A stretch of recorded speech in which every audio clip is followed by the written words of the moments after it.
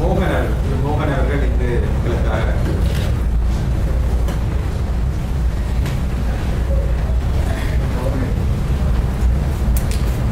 அனைவருக்கும் வணக்கம். கூடியிருக்கும் அனைவருக்கும் வணக்கம். திரு மணிவேல் பிள்ளை அவர்களின் நாங்கள் அவர்கள் என்ற நூலை குறித்து பேச வாய்ப்பளித்தமைக்கு நன்றி. முன்னுரையில் எழுத்தாளர் திரு பி ஏ கிருஷ்ணன் குறிப்பிட்டுள்ளது போல நண்பர்கள் செல்வமும் மணிவேல் பிள்ளை அவர்களும் நீரவர்கள், அதாவது தண்ணீரை போன்ற தன்மையுடையவர்கள், தாகம் தீர்ப்பவர்கள். இந்த நூலை வாசிக்கும் எவரும் பல்வேறு நிலைகளில் தளங்களில் அறிவு தாகம் தீரக்கூடிய பலனை பெறுவார்கள். மிகுந்த செறிவோடும் அறிவு சார்ந்தும் பிரச்சார நெடுகின்றி எழுதப்படும் புத்தகங்கள் தமிழில் மிகவும் குறைவு. அத்தகைய ஒரு புத்தகத்தை வெளியிடும் நிகழ்வில் பங்கு கொள்வதற்கு நான் பெருமையும் மகிழ்வும் அடைகிறேன். நாங்கள் அவர்கள் என்ற தலைப்பின் கீழ் எழுதப்பட்டுள்ள மிகச்சிறந்த கட்டுரை இத்தொகுப்பின் தலைப்பாக அமைந்ததில் வியப்பில்லை. நம் அனைவருக்கும் வாழ்வில் தொடர்ந்த தேடல்கள் இருந்து கொண்டே இருக்கின்றன. ஆன்மீகத்தை ஆராய்ந்து படிப்பவர்களுக்கு 4 வகையான புருஷார்த்தங்கள், அதாவது தேடல்கள் வரையறுத்து சொல்லப்பட்டிருக்கின்றன. காமம், அர்த்தம், கர்மம், மோட்சம் எனும் 4 புருஷார்த்தங்களுள் நமது தேடல்கள் அனைத்தையும் அடக்கிவிடலாம்.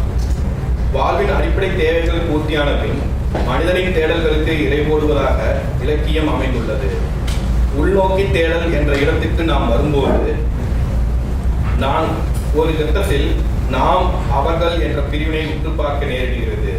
இந்த கட்டுரை தொகுப்பினை படிக்கும் அனைவரும் ஒரு கட்டத்தில் இந்த நாங்கள் அவர்கள் என்ற பிரிவினையை அதுவே அனைத்து பிரச்சனைகளுக்கும் அடிப்படையான காரணி என்பதை உணர்வார்கள். நான் சிறு வயதில் இருந்தே ஆன்மீக தேடலில் ஈடுபட்டு அத்வைத வேதாந்தம் என்பதை என் தேடலுக்கான தற்போதைய பதில் என்பதை கண்டுகொண்டேன். பல வருடங்களுக்கு முன்பு வாஷிங்டன் நேஷனல் மாலில் உள்ள பூர்வ குடிகளுக்கான அருங்காட்சியகம் சென்றிருந்தேன்.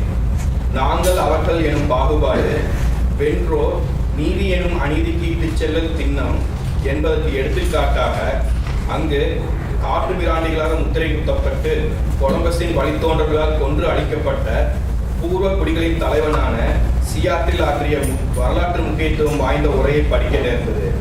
அது அத்வைத வேதாந்தத்தின் சாரத்தை மிக துல்லியமாக எடுத்துரைக்கும்படி அமைந்திருந்தது. அந்த உரையில், அதாவது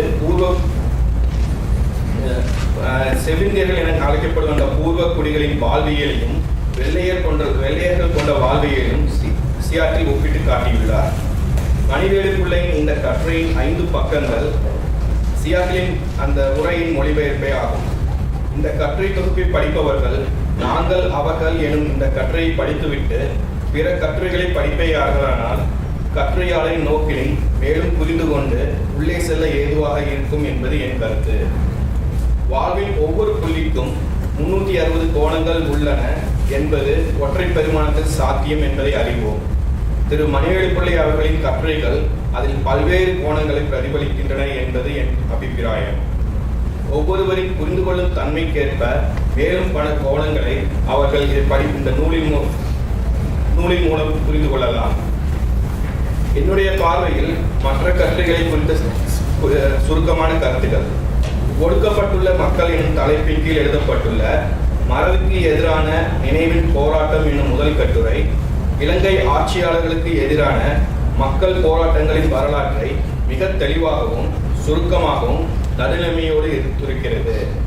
வாக்கு எனும் கட்டுரை நோம் சாம்ஸ்கியின் குறிப்போடு ஆரம்பித்து எவ்வாறு புலம்பெயர்ந்த மக்கள் இலங்கையில் நிகழும் சமூக அரசியல் சூழ்நிலையை பொருட்படுத்தாது அங்குள்ள மக்கள் இயல்பு வாழ்வுக்கு திரும்புவதற்கு உறுதுணையாக இருக்க வேண்டும் என்பதை இனங்காண தூண்டுகிறது. என்னை மிகவும் கவர்ந்த இக்கட்டுரை புலம்பெயர்ந்த மக்கள் தமக்குத்தாமே எடுத்துக்கொள்ள வேண்டிய சபதத்தை மிக அழகாக சுட்டுகிறது.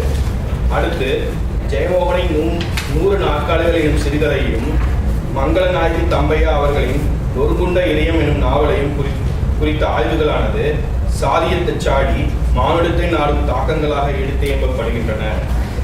பகுதி 2இல் வரும் 4 ஆளுமைகளும் வெவ்வேறு வகையில் நமது மனத்தை கவர்கிறார்கள். சிலிய ஜனாதிபதி அறந்தையை குறித்து படிக்கும் போது அமெரிக்க அரசு சிலி நாட்டை எந்த அளவுக்கு ஆட்டி படைக்க முயன்றது என்று தெரிகிறது.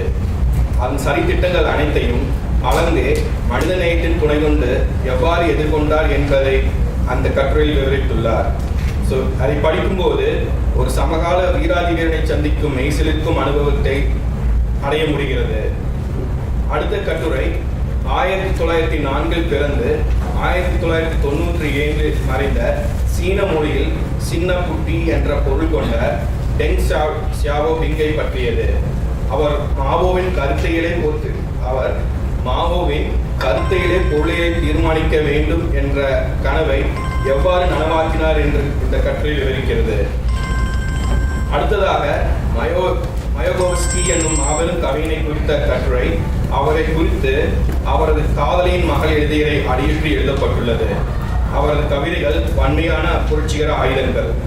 எங்கள் சோவியத் சகாப்தத்தை பொறுத்தவரை மயோகோவ்ஸ்கியே பேராற்றல் கொன்ற கவிஞர் என்று ஸ்டாலினால் போற்றப்பட்ட இக்கவிஞரின் வரலாறு சோவியத் ரஷ்யாவின் சமூக உடைமையை குறித்த வரலாறாகவே நம்மால் படிக்க முடிகிறது.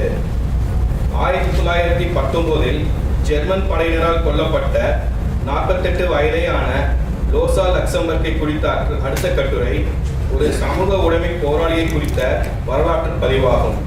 நீதி, அமைதி, சமத்துவம் அனைத்தையும் சமூக உடைமை ஊடாகவே அடைய முடியும் என்று போராடிய ரோசா லக்சம்பர்க் இத்தொகுப்பின் முதன்மையான கட்டுரையான நாங்கள் அவர்கள் கட்டுரையின் சாரத்திற்கு சிறந்த எடுத்துக்காட்டாக விளங்குபவர்.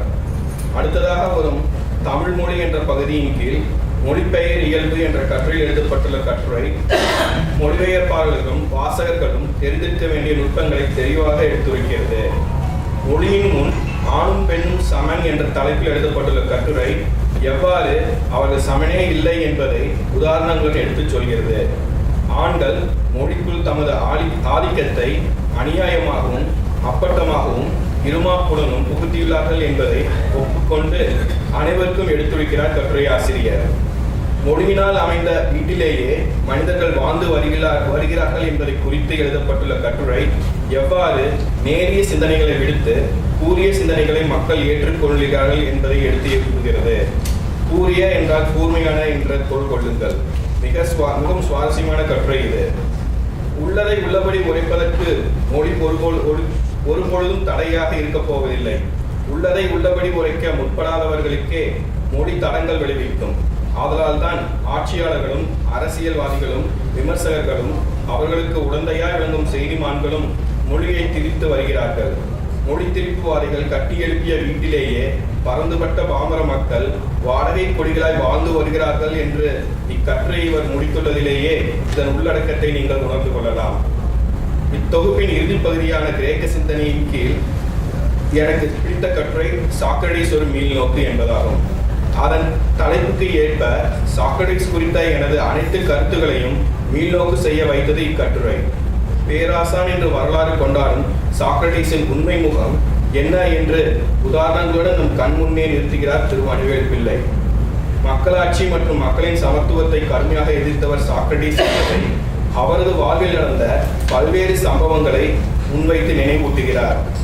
ஏதென்ஸின் மக்களாட்சி தந்த சுகங்களையும் சுதந்திரத்தையும் அனுபவித்துக் கொண்டே ஸ்பார்ட்டாவில் நிலவிய சர்வாதிகார ஆதரவாளராக இருந்த சாக்ரடீஸை காட்டிலும் தமது நாடுகளில் நிலவும் மக்களாட்சியை துய்த்துக் கொண்டு அதை மேம்படுத்த பாடுபட்டு கொண்டிருக்கும் பெர்னார்ட் ரசலையும் நோம் சோம்ஸ்கியையும் தலை சிறந்தவர்கள் என்ற திரு மணிவேலு பிள்ளையின் கருத்து சிந்திக்க வேண்டிய ஒன்று.